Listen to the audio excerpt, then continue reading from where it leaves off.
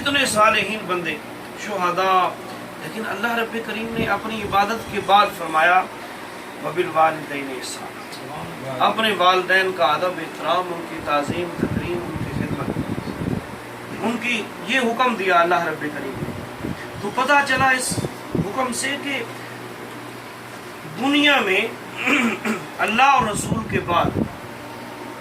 اگر کوئی مقام ہے تو وہ والدین کا مقام ہے۔ تو والدین کا اتنا بڑا مقام ہے اللہ اور اس کے رسول کے ہاں کہ نبی پاک صلی اللہ تعالی علیہ وآلہ وسلم نے فرمایا کہ وہ شخص،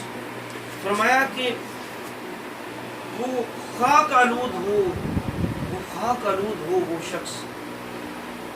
اس کا ناک، اس کا چہرہ خاک آلود ہو۔